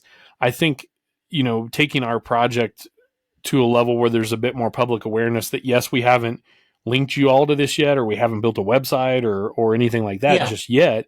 The fact that, this research is undergoing and this collection is undergoing, this sorting is undergoing, might inspire people to share a little bit more of what they've got. And there's so many great fans out there that actually have really good, if not notes, at least mental recollection of like, no, I know I took this in 92 at XYZ Fairgrounds. And you're like, thank you. I have 5 other pictures from that show and I had no idea what the venue was, The coolest thing, like we've talked about it before, the coolest things about it are when we have different fans at the same shows, showing the different angles, like not even the same shows, like even like something like a dealership crush. Yeah. Like there was one in Tyson's Corner or something like that. I think that is that Virginia. I can't remember. And yeah, same people at the same time at a Ford dealership 40 years ago. And seeing it like it's Monster Truck Rashomon. It's insane. Like that, and also with the scheduling and seeing how spread out they were, like having pictures from the same weekends or whatever of 4, and one is over in Portland and 4 is down in Houston, and like those kind of things. Like the I want to say the same weekend. I might be wrong on this. I can't remember. But the same weekend of the Flash attack, they had one at the Indy Jamboree. I want to say it's there's some overlap like that. Yeah. That like I said, that those things have been cool to uncover. Like one of my favorite ones, kind of like what you're talking about, the overlap, is it starts to really paint a picture of how busy these trucks in this team were back then in the 80s, especially. So I'm going to try my best to explain this and make sense of it. But I think as young fans growing up, that you only thought about Bigfoot in terms of like the list of big shows, right? Yeah. So like Pontiac and then Indy Jamboree and then the Metrodome. And you didn't really think about, oh, those could have happened at the same time. And I think a great example of that was like, I want to say it was the last year of the Indy Jamboree at Marion County Fairgrounds was happening the same night as a big show at the Silverdome. And it might have been that show where Kramer was in 7 and the old man was in Fast Track. So there was some overlap there where like Kramer was doing a big show at the Silverdome and the Indy Jamboree was happening at the same time. And you're like, wow, I never really thought about how that could be happening at the same time, or, any of those shows. And I also think it's okay. So I was never a tier A driver, right? I was tier C, tier B driver. So whenever you guys were like, oh, Dan and Larry are at Salt Lake City, and I'm like, who knows where I am that weekend doing a show.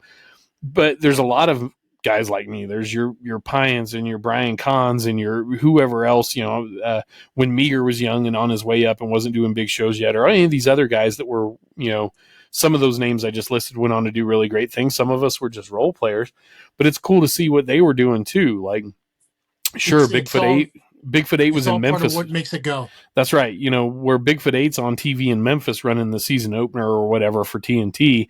All those other Bigfoot, Gene's out in Seattle or something with Bigfoot 7, still flying the colors out there and trying to bring home a paycheck and that kind of stuff. So much of the fan base has been informed or built their impressions of the team based on television appearances over the years. What we're doing now is actually kind of telling more of the story of what else was happening around that same time.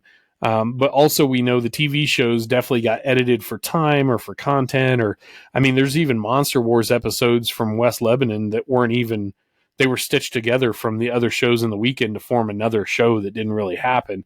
Matt Stoltz kind of brought that to my attention a year or two ago, that it wasn't even like a real show. So we know TV has not always been our friend in telling an accurate representation of, really what happened. Tommy Lewis has the unaired stuff from Salt Lake City. Yes.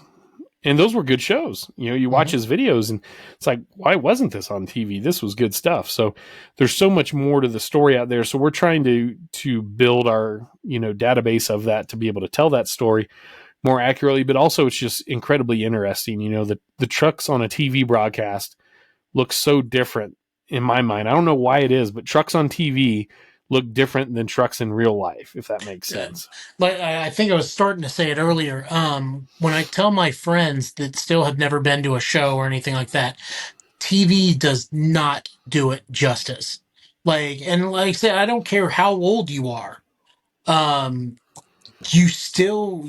When you walk up to a monster truck and you see just how big it is and how big everything on it is, you get this childlike, like, holy shit. Yeah. God damn, this thing is fucking big. Like, that's a childlike response. Like, if one of my children walks up to a truck like that, I'm like, whoa, back her down in the language department there a little bit. You just jumped the gun on the battle battalion with your language. Let's try that again. Okay. Golly gee. Wow, Dad. So big. That son of a bitch is huge. Easy there, little Timmy. Oh, that's great.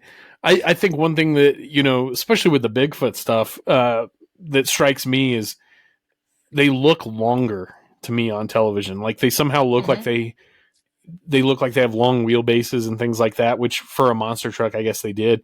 But if you saw the little video clip I snuck in at the end of, I think it was our last Tough Cuts release, but, video of Bigfoot 6 and Sergeant Slaughter's posse practicing, the tug of war for the first time doing it in Arizona.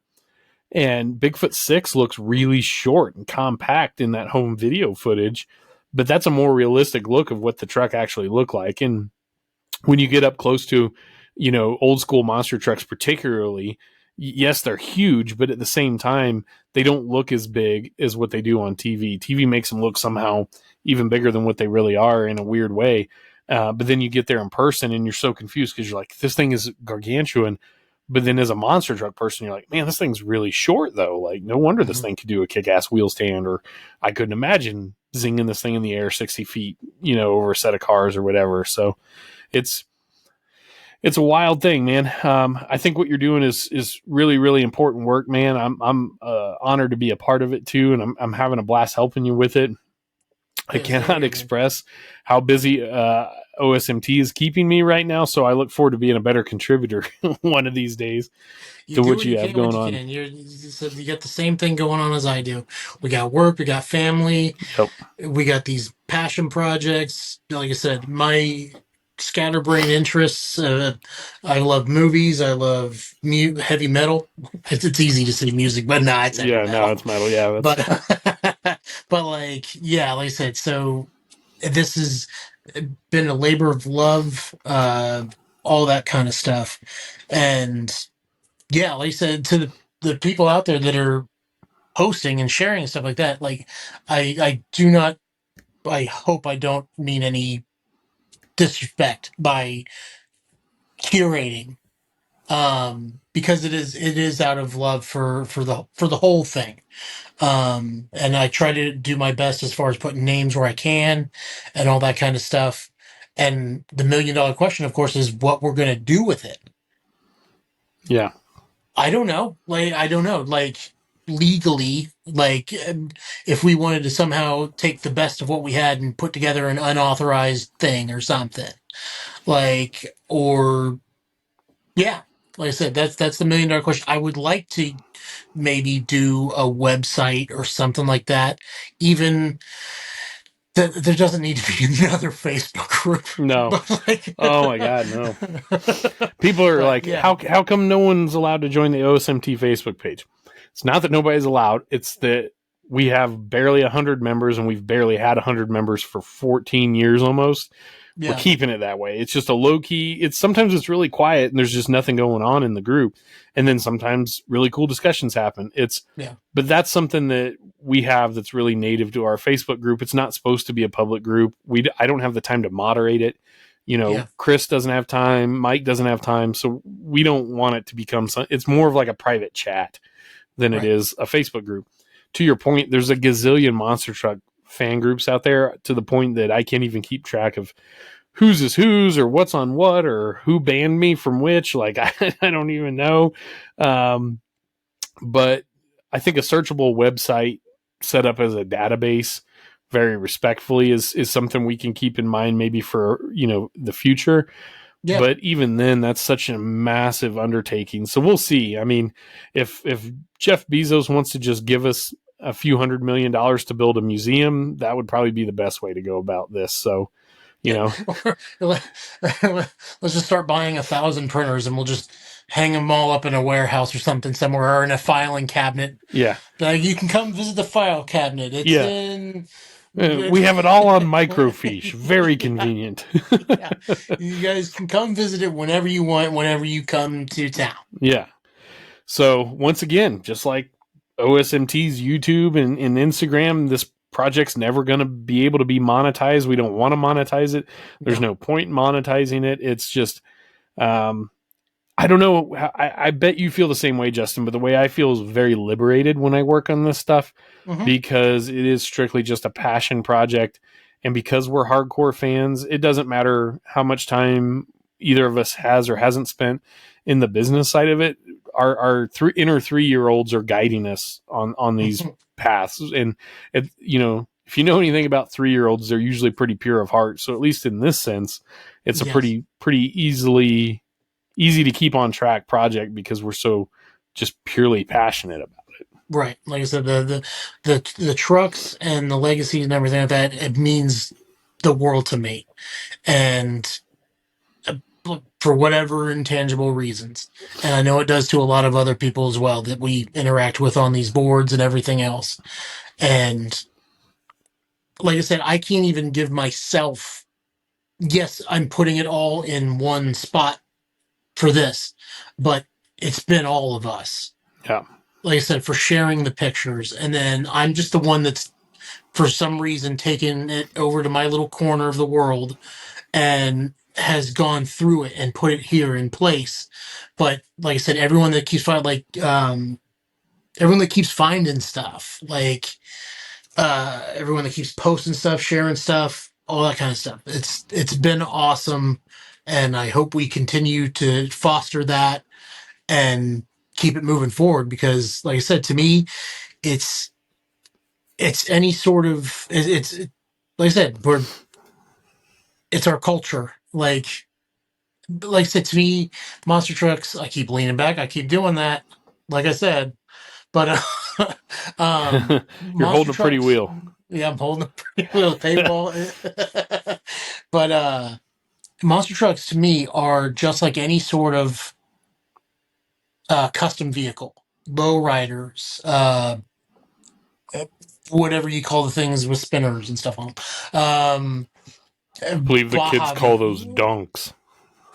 Yes, something like that. Is that what they are? I don't fucking know. I call them fucking stupid, but all right. Yeah. But as I slide over to the YouTube upload and make sure for the 9th time I've toggled the "no, this video is not made for kids" button. But yeah, like I said, like any sort of lowrider custom vehicle, especially the old school monster trucks, belong with those. Like I said, you talked about in Thunder and Smoke, you talked about Jim Oldacre's whole tenure just as a custom vehicle fabricator and things like that. Like, same thing. Yeah. Same exact thing.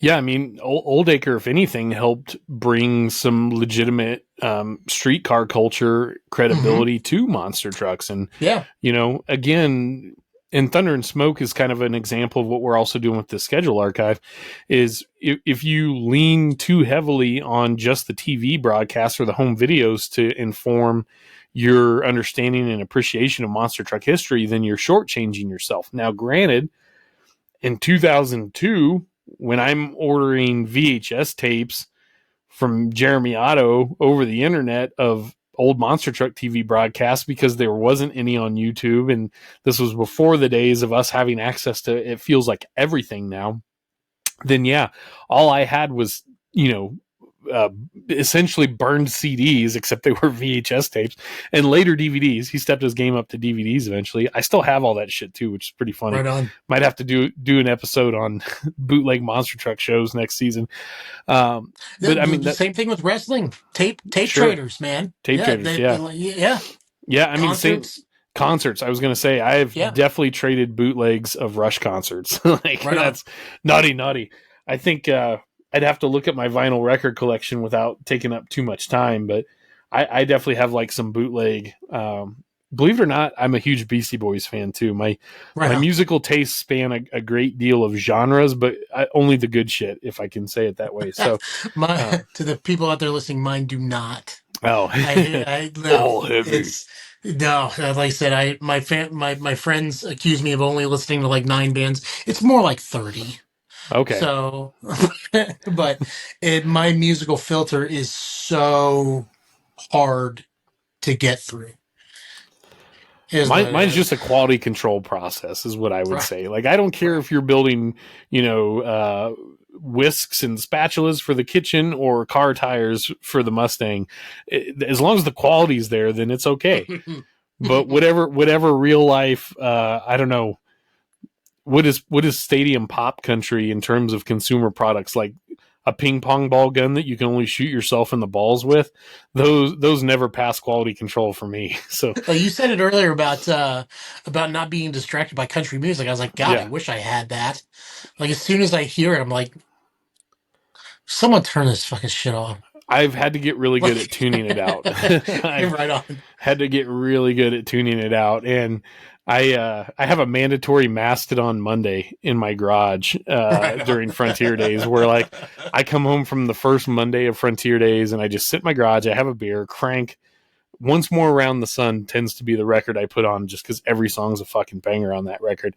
And it's like Mandatory Mastodon Monday. And it's just sort of like, it's like a cleanse, you know? It's like when chicks go to the little nail salon place to get their toes done and it's some sort of out of body experience for them. Then I just like, I slug a beer back and, you know, listening to Bron Daylor sing and play drums at the same time. And I'm like, I went to Kennedy Space Center with some friends of mine years back, and they were up front, and I'm sitting in the back seat by myself, and I took a nap because that's what car rides do to me when I'm not driving. Yeah.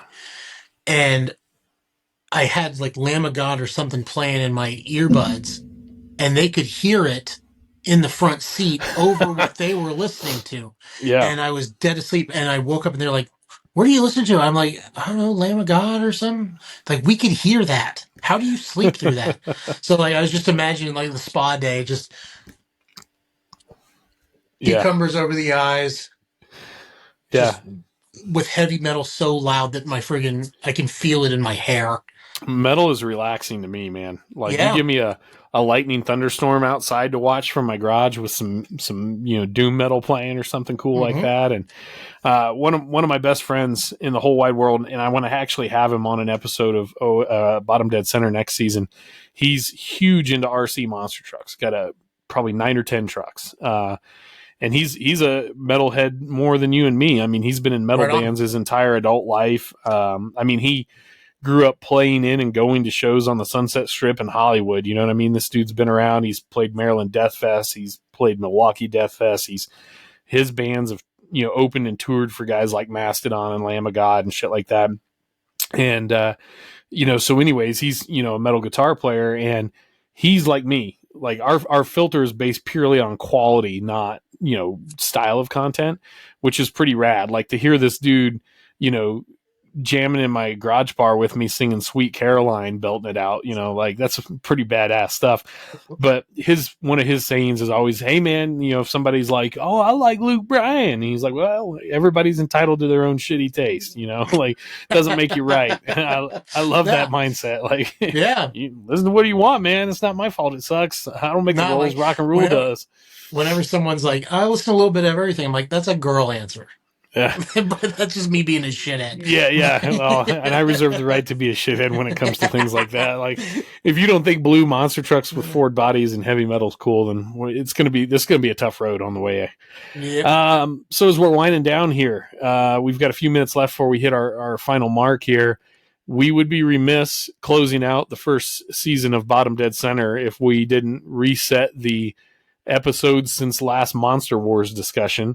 So we're going to end this with a little bit of Monster Wars discussion because we have to, though I think we went 1 or 2 episodes without talking Monster Wars, and especially Matt Stoltz. He electronically busted my balls for me pretty good. And I realized it was a tragic mistake that we didn't talk Monster Wars. So since I have you on the show for the first time, what was your favorite Monster Wars character? I got to know.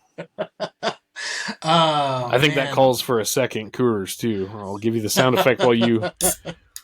I'm gonna beat you into the ground, Predator. So I don't have any of course I've seen Monster Wars. I don't have any recollection of watching it as it happened. Okay. God, I would probably say I'd probably say Carolina Crusher. Oh yeah. I'd probably say Carolina Crusher. The Roid Rage construction site guy. Yeah. Either that or God, wasn't there was an Invader one, wasn't there? Oh yeah, he's on the fucking shirt I did in the sticker and everything. Right, yeah, that's right. It looks kind of like the comic character Black Mana. He to me he looks like he's like the prototype of Master Chief from Halo. Okay, yeah. Like if you look at Halo from 8 years, 9 years, or whatever it was later when Halo came out, you're like, hey, it's the guy from Invader, and he's blowing up all these aliens now. What was the Equalizer one? He was just sort of like a generic Dollar General superhero, like Temu superhero. He was like the special patriotic 4th of July color scheme on the Flash or something. Right. Like he was. It's like he's just a dude in like a black head to toe leotard with just an equal sign. Yeah, that would be amazing. Yeah. I'm going to teach you what math means, Taurus. Yeah, I would love to have seen them all do like mandatory, like they all have some kind of minor felony conviction that requires them to do some sort of public service. So they all do like PSAs, between segments on the show.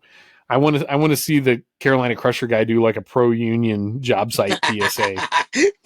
Just remember, if your union's not sticking up for you, you need to go above your shop and talk to your delegator. Like, what? Like 5-year-old me with a bowl of cereal. Mom, what's your union? yeah. Mom, what's a scab? Yes. Why are you calling everybody scab? Is Andy Brass on strike? Is that why he's not on Monster Wars anymore? I'm just trying to eat my Saturday cereal. That'd be great. Yeah,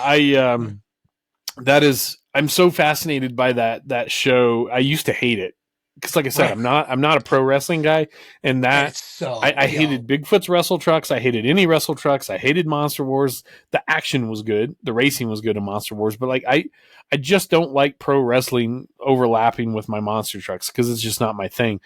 But as I get older and I tend to be a little less militant about this shit, and to me it's just fun now. Yeah, the Monster Wars stuff was so bad that it's good now. I mean, you've got Luann Lee, adult film star. Star might be a bit of a hard or a heavy compliment to her, but then Starlet. Starlet, yes.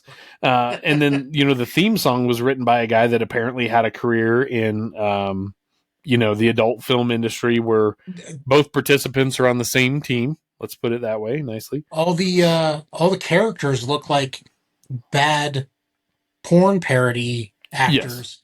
Yes. Or adult film. In case YouTube wants to flag. Yeah, careful, YouTube. Yeah, that's what I'm saying, man. Like the Predator guy is like, it's like Cat's adult film version, and he's like, the main actor. Yeah. Oh my God. Yeah. Or it's sort of like the B-side of a Village People music video. Like these were all the people that tried out to be in the Village People and they didn't make it. So, hey guys, I hear they're doing monster trucks next door. Let's go for that. I think, like I said, the Carolina Crusher guy kind of reminds me of the Crusher. Yeah, from the Crusher? the Galoob Tough Tracks commercials. Yeah. Right. This here's the Cruncher. He knocks the roof down on the car. I'm like, Jesus, dude. Like those commercials like scared me as a kid. I'm like, I don't know if I want to buy one of those. That guy was brutal. I wish that we had like a Saturday Night Live budget in ensemble cast so we could just do sketch comedy based on old school monster truck stuff, like Charlie Mancuso and all the guys from USHRA sitting in a theater watching people audition to be on Monster Wars, and like, tell us if you were an angry construction worker from the Carolinas, how would you sound, And how they settled on a guy that absolutely has no Carolina type accent was even funnier to me. He didn't say the word y'all once. The guy from Jersey. Yeah, exactly. It's like the Jersey State Crusher should have been what they had to rename the truck to. Right. Oh, man. Well, we've successfully checked our Monster Wars box there. Well, as we start to wrap things up, just want to say one more time, thank you to everybody out there for tuning in. We've had an amazing amount of support, especially from within the industry. And I got to be honest with you here for a second. As much as we enjoy the fan base, across all flavors and varieties of monster truck fans tuning in to Bottom Dead Center, the people that I'm fortunate enough to know in the industry or have worked with or maybe never even met, that are tuning in because you relate to what Frank and Matt, myself, and our guests like Justin or Gene or Brian Manson, anybody we've had on this year, Eric Meager. When I hear people that are in the industry say like, yeah, this is a show that's like, it feels like it's for us, it's by us, #FUBU. But it's relatable to people that are in the business too. And that's really what we set out to do, was to just be a few people that are industry adjacent or in the industry, just bullshitting and bench racing the way we would if we were all having beers after a show, at the local hangout or grabbing a bite to eat on Saturday before the matinee or whatever. So we're going to keep trying to bring it to you. It's a lot of work, but you guys make it worth it. Season 2, I'm not going to give you a hard date of when we're going to be back because I really don't know. I just know with all we have coming up, we're going to take that little break for the summer and recharge, try and come up with some cool new ideas and get some new guests on the docket. I want to commend some of the other Monster Truck podcasts that are out there. The All Monster podcast, the guys with Crush This podcast, some of the others that have come and gone. Excuse me, I never tried to put any of this stuff together. And obviously Bottom Dead Center was supposed to be a podcast out of the gate. We thought we'd launch our audio onto streaming platforms for people to dig. And that's not what we've become. Since episode 1, we're a visual show. And we really enjoy this unique space that we've gotten to occupy. So shout out to the people out there that are doing real podcasts about monster trucks, whatever this irreverent, 2-hour-long block of bullshit is that we cook up on a seemingly every other week basis. I can tell you I had no idea we were going to do like 11 or 12 episodes and then still get asked to do any more at all. So as long as the FCC or the international courts don't slap any kind of arrest warrants or lawsuits on us in the off season, we'll be back sometime heading into the fall for season 2. But Justin, any last words you want to leave us with, man? No, just thank you for having me on, and congratulations for this. I know how hard you've been working on it. Like I said, the Instagram, Facebook, YouTube, all that kind of stuff. Kyle's the dude behind it, and he's killing it. I'm just the dude that's helping him out occasionally, look for some titles of what a show was called. No, I love it, man. You're a ton of help. Chris Mormanis, Matt Stoltz, you guys are all a lot of help. All my friends in the industry that are helping too. We got Cody Saucier in the background. We will claim he has no official ties to Bottom Dead Center or OSMT, but we all have posters of him on our walls. So, but, no, I appreciate all your guys' help. It's really cool having guys like yourself that we've name-checked in the credits on some of these videos that have really and truly helped out. And I love having you on to tell some of your story and share with us what you've been working on. So that being said, I'm going to go finish the second beer and fire off the smoker pit and have some fun with my daughters hanging out the rest of the weekend. Thank goodness for modern television, right? I didn't have to record the Craftsman Truck Series race on a VHS tape and then go back and watch it later and fast forward through the commercials. I'm going to go on YouTube TV later, skip the commercials and enjoy the race. We got Cup Series coming up at Atlanta tonight on the day we're recording here, Saturday, 6/28. And my Penske Wood Brothers guys locked out the first 2 rows, so that made me super stoked. And yeah, we'll see what happens, but I hope everybody has a great summer. We'll still have more videos, like Monster Truck Show videos on the OSMT YouTube channel coming to you periodically. Don't know that it's going to be every other week or every week or anything like that. It's just going to be a la carte as I can get them done. But there's a little rumor on the street. The next one could be Richmond, Virginia, 1986 U.S. Hot Rod. And there might be a tiny little monster truck on that show called Megaforce doing some stuff. Every time I put Megaforce stuff out there, people get pretty stoked. So try and bring you some of that. So on behalf of myself, Justin right here, Matt Looker, Frank Krimmel couldn't be with us. Of course, Matt, the Iceman Ison, he'll be joining us again in season 2 once he's all back on the road to good health and recovery and good times. And, our brain trust in the background, Cody Saucier, all of our guests, we want to thank you. And we'll see you later in a couple months for season 2 of the Bottom Dead Center show here on the OSMT YouTube channel. That's all for now. Thanks for your support. We'll see you guys later. Yeah.